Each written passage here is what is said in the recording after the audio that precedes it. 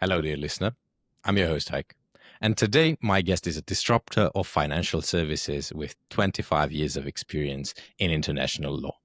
Scott, tell me who you are and what you do. Hey, great to be here with you today. My name's Scott Thiel. I spent a long time working as a lawyer, but my current role is as co-founder and CEO of Tokenvest. So we are a VARA regulated broker-dealer focused on real-world asset tokenization, which is all about taking the best assets in the world and making them available to a broader range of investors, really flattening that kind of accessibility point around financial services and investment products. Okay. Let's dive deeper. Let's go from the beginning. Like, how did you end up in law? How did I end up in law? Well, that's a great question because I didn't start in law. I actually did a computer science degree first. I was doing computer science and electrical engineering. And I remember the day I was actually living in a residential college at Melbourne University. Mm-hmm. And, it was that time of year, exams coming, and we were all studying. And I wandered into one of my friends' kind of dorm rooms and what are you studying? And he started telling me about a contract law exam he had the next day. And before I knew it, by the start of the next academic year, I'd switched across to a dual kind of law and science degree. So yeah, I got into law. I then practiced as a lawyer for a long time, trained and qualified in multiple jurisdictions. But I always worked, with that, as a fintech lawyer. So I was always able to work in that area of, the interest around science, around technology, around disruptive technology. So I was very much, able to do a combination of those two things within the construct of being an external advisor to clients in that technology industry. Mm-hmm. So you switched from computer science to law. Then you did a practice in different jurisdictions. And when were you introduced to crypto? So really, as a tech lawyer, I went through the evolution of lots of things. I can remember, Y2K, the world was going to end when the computers ran out and didn't realize what the year 2000 was going to look like. And then I was, involved in sort of the rise of e-commerce platforms, the use of, technology outsourcing. I did a lot of work in technology outsourcing agreements, particularly in the UK and in Europe. And then I moved to Hong Kong in about 2011. Lots happening in data-related regulation. And then probably around about 2014, 2015, 16, I started to get, as a lawyer, you were asked to get involved in, next generation technologies. And we started to have a growing client base that was involved in crypto. Obviously, the ICO boom, happened 2017 in particular.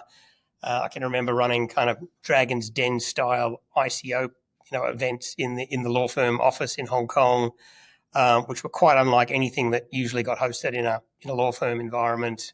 Mm-hmm. But it was really exciting to me what was happening, the opportunity to really completely different legal structures, concepts like DAOs and decentralized governance structures that you don't see in corporates, and that led me to. I had a chance meeting with the founders, Mance Harmon and Lehman Baird, the founders of Hedera Hashgraph. I think it was in 2017. I was absolutely fascinated about a project they were working on, Hedera Hashgraph. Convinced the law firm I was with to actually join as a founding governing member. Was invited to join their board. Spent 6 years on the Hedera board and governing council. So really got quite heavily involved in the industry in terms of how that technology was being used. Obviously, the regulatory issues. That was a US-based protocol. Lots of interesting regulatory issues happening at the time around what is crypto, what does the SFC think about crypto. So yeah, I was able to sort of dual run as an external lawyer, but with a a very active role inside a Web3 layer one protocol, which I found very interesting. That kind of led me to the conclusion that, well, these crypto assets, these tokens that are cryptocurrencies, well, wouldn't they be an interesting place to put something more meaningful than just the rights associated with the crypto asset, which is, largely speaking, a utility token, mainly for the purpose of paying for network services or perhaps securing the network, but there's not much else in those assets. And it really, I became very convinced that actually tokenization was the digital transformation of law. What we would put as lawyers in paper-based contracts, we're now going to see that the digitization of that by putting those rights into digital instruments. They'll be called tokens. And then, of course, the whole regulatory frameworks that then kick in because fractionalization of those rights suddenly takes into this complex world of regulated financial services, regulated financial products. So that was kind of how I got involved, was really seeing crypto and the use of decentralized technology as the basis for what I think is about to be the transformation of all rights, including financial product rights. And for me, this is the killer use case for DLT. Mm-hmm. Mm-hmm. Okay. I couldn't help but focus on the Dragon's Den part in Hong Kong that you did. And I'd love to know, if you can, obviously, without naming names, give me the story that stuck with you the most, like the pitch that stuck with you the most from that time. It immediately comes to mind. It was a project out of South Korea, and it was something that just made sense to me in terms of this token was in particular going to be used to pay for network services that were quite specific. Mm-hmm. A lot of tokens, particularly for sort of major layer 1, layer 2s, are in large extent just the utility token. Or you can use it for paying for services on the network, such as they may be today or in the future, or maybe they can be used for staking, and maybe that staking can be yield generating. But in large part, that's kind of the beginning and end of the utility of most crypto assets. This particular one I'm thinking of from Korea had a much more interesting, use case where it was actually going to be integrated into and become part of a very specific service rather than just a generic kind of payment token for anything that might be deployed on that network. So again, that probably feeds into I wonder what else we could do that's more targeted within the context of a token. Hence what we're doing now, which is, well, let's create tokens that represent specific rights, specific assets, specific ownership, specific financial products. I guess we didn't miss any part of the evolution of Scott Thiel from computer science to Tokinvest, did we?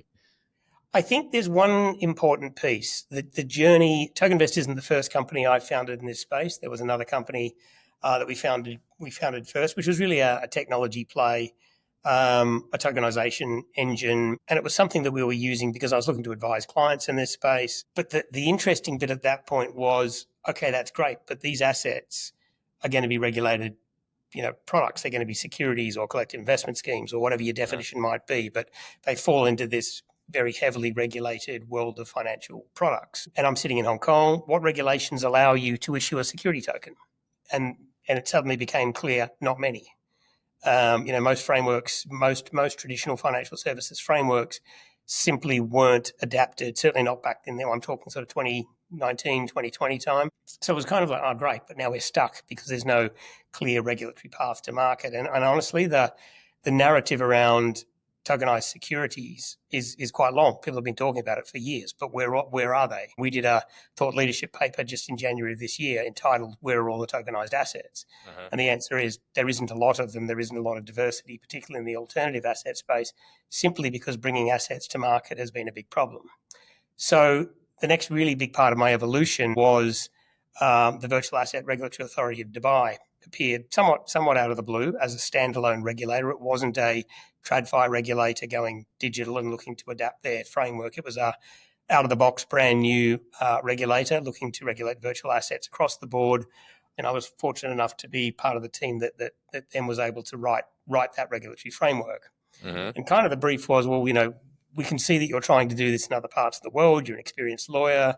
You've already built a tokenization platform. You're obviously trying to do this. You can understand why it doesn't work elsewhere.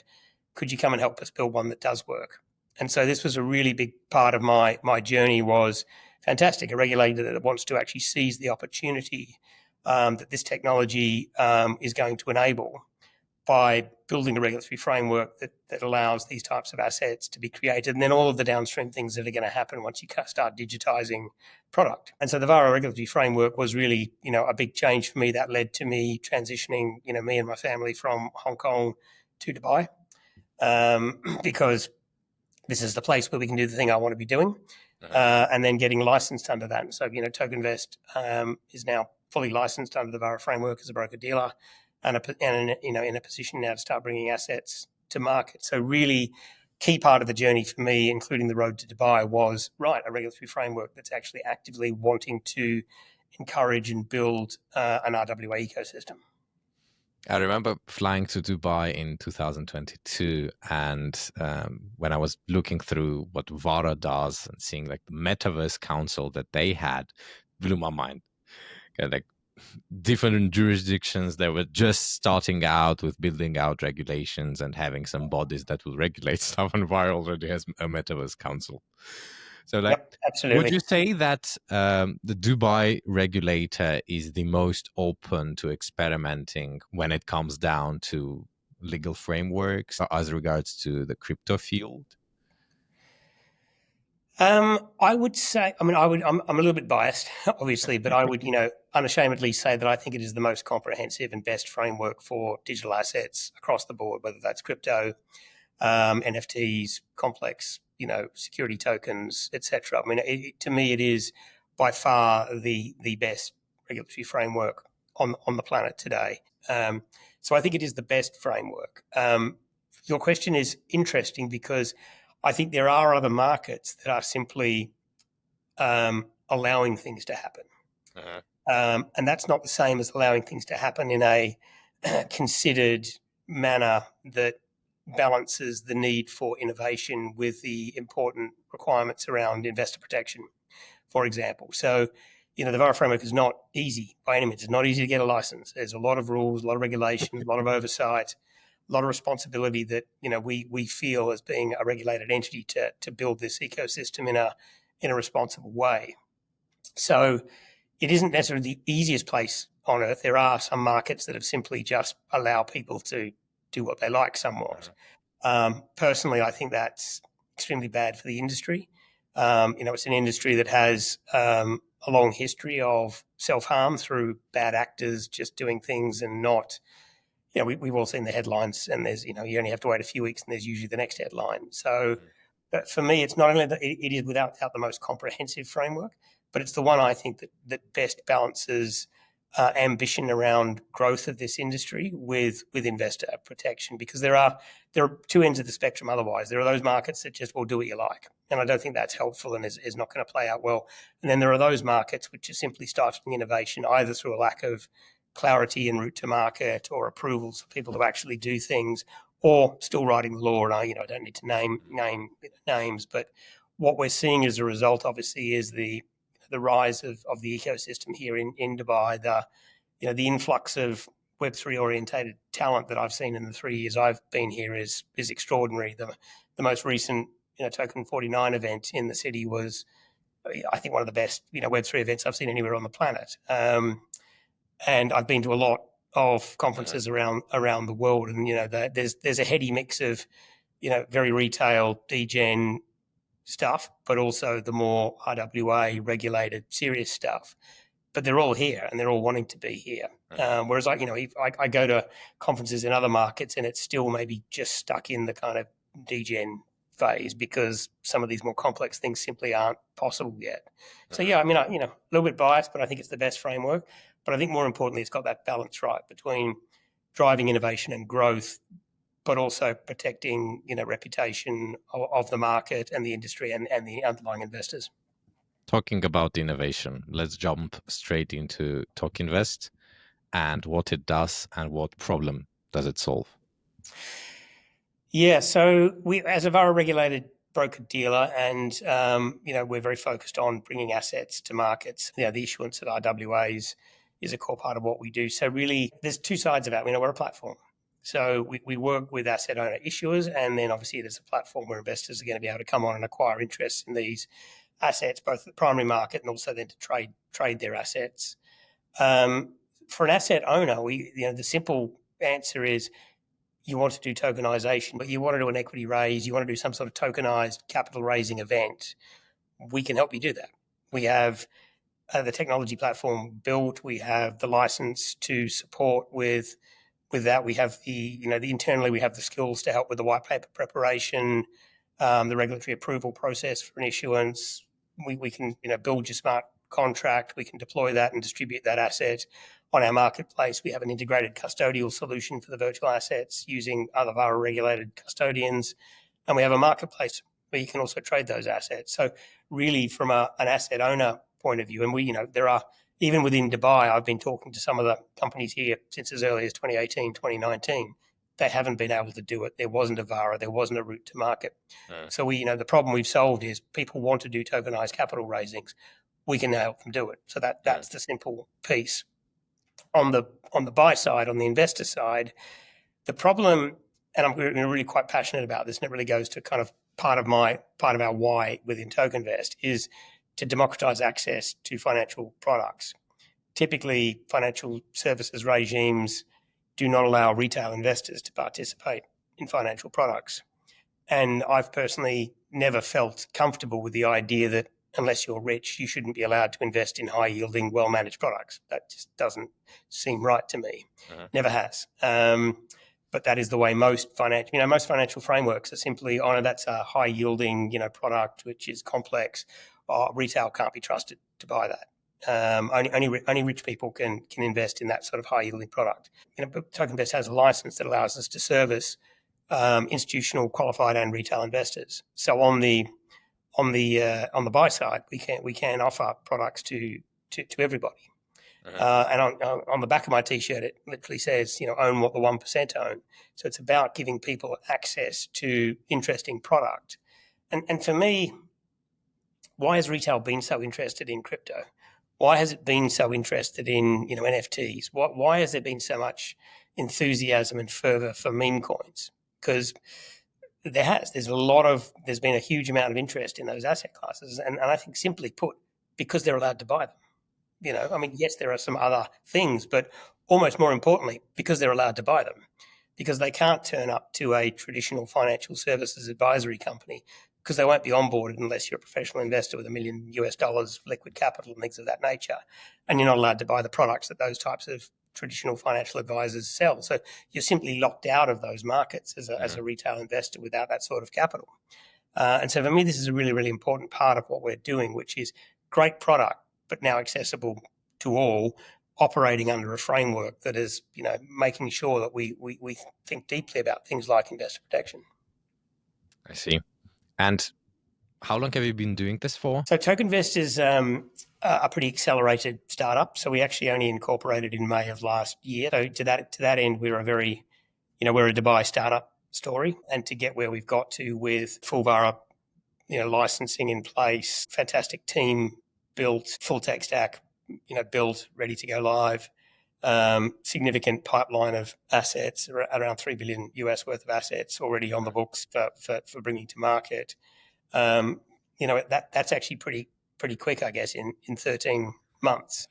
And we've done a couple of funding rounds within that period as well. So it's been a hectic year, if you like. But equally, if you look at the journey that we've been on, that has we've been able to be an accelerated startup because of the nature of who we are and the caliber of people we've got and the experience we have. So we're probably an older C-suite than you would see in some Web3 companies for sure. But I think that's to our advantage because we've done it.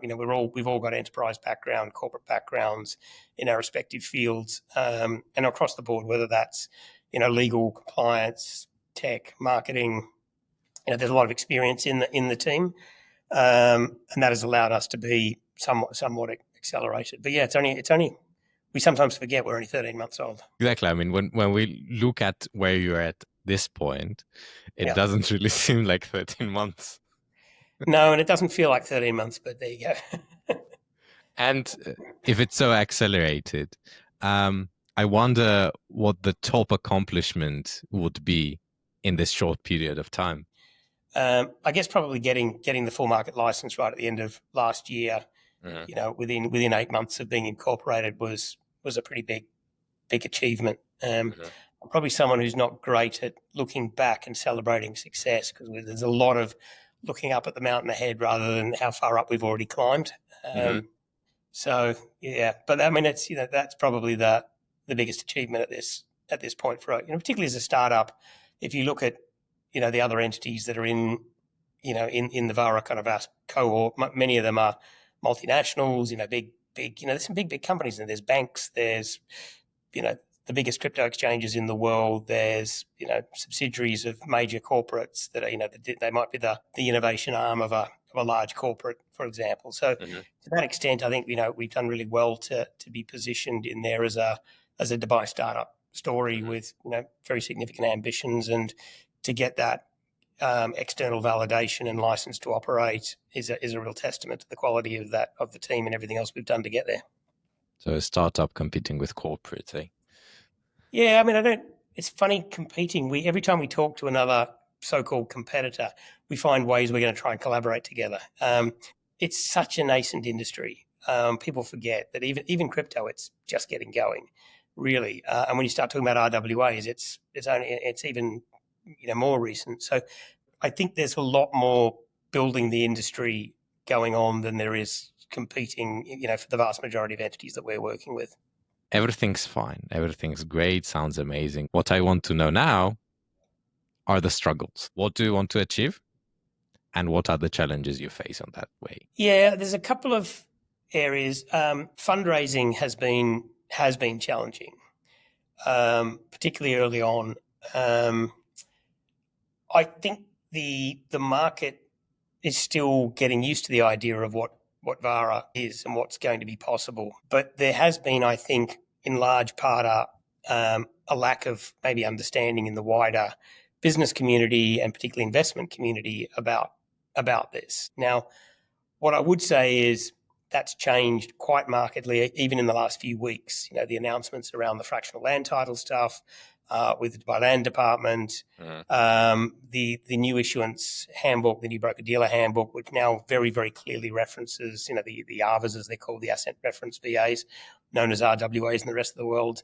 I think there's a lot more belief in, all right, so this really is a thing and it really is going to happen, and this is really going to be the epicenter where it gets going. I think the next challenge in our journey is going to be, we've done a great job, I think, of building brand awareness to date, but we are only just going operational now. Like the next phase of our journey is going to involve, education and onboarding on the buy side of the platform. Because actually, asset side, issuer side is easy. Everyone wants to tokenize everything on the sell side, but buy side. And so we spend a lot of time thinking about two things here. Great product. It has to start with great product. Great assets that people can't get because you either have to own a whole one and people can't afford it, or whatever it might be. There has to be a compelling reason to tokenize something and create a product that our own. And we do it ourselves with when we look at our team, we go, well, if we tokenize that, would we want to turn up and buy it? And if we don't, well, who would? And so actually a lot of what we're thinking about is product. And then the team's really been working on, the distribution channels, distribution partnerships, affiliate programs, referral programs to build that. And that's going to be a really important part of the next stage of our journey. So fundraising, education, and distribution. I think I could have said it in those three words, yeah. No, I mean, I love that you went into detail so we can get more understanding of what it is. But the summary helps us focus a little more on who is it you want to connect with. Sure. Right. And I'd love you to tell us more about that. We have always, sitting in that kind of Web 2.5 intersection, we've always assumed TradFi is going to move digital and traditional Web3 is going to start moving into more regulated assets. And that is definitely happening. So we're seeing both of those things happening, and we're collaborating with people on both sides. The thing that the thing I'm noticing that's interesting is the pace at which Web3 is moving into things like RWAs is faster than what I'm seeing TradFi moving into, DLT tech. Perhaps that's not surprising, but I think it represents a really interesting challenge to the incumbent operators in financial services, because these some of the Web3 companies are extremely dynamic. They're well financed. They've got huge global investor bases, and so I think it's going to be a very interesting time. Now, who do we want to connect with? We want to connect with people on both sides of that, and to see how we can plug the pieces together to make something really meaningful. Understood. We're clear on that. Now, drop me a single piece of insight from all of your years of experience, if you can? The insights, and this is really looking forward, but based on what I've seen, the insight I would have is that the global financial centers of the world, and I, through my journey, I'm an Australian who spent a decade in the UK, then a decade in Hong Kong, and I'm now 3 years into my, Middle East journey. So I've had, a fairly good exposure to different parts of the world, plus lots of, travel and sitting on the board of a US, layer one protocol. So quite a lot of global experience. And what I would say is the traditional financial centers of the world, the names that we know, the Londons, New Yorks, etc., of today, there is a reasonably good chance that they aren't going to be the same financial centers of the world going forward. Mm-hmm. And in some ways, the reason I ended up in Dubai and the reason I think VARA has been able to happen is there is less to disrupt here as a starting point. So for me, the insight is keep an eye on what's going to happen next, because I'm not convinced those kind of 4 or 5 names that people would say are the global financial centers of the world today are necessarily going to be the same ones we see in 5 years. Okay. So keep an eye on what's coming. Yeah. Thank you very much for your time, Scott. Thank you for the insight. Great to connect again. Same. Leave any questions for Scott below the video, and I'll see you in the next episode.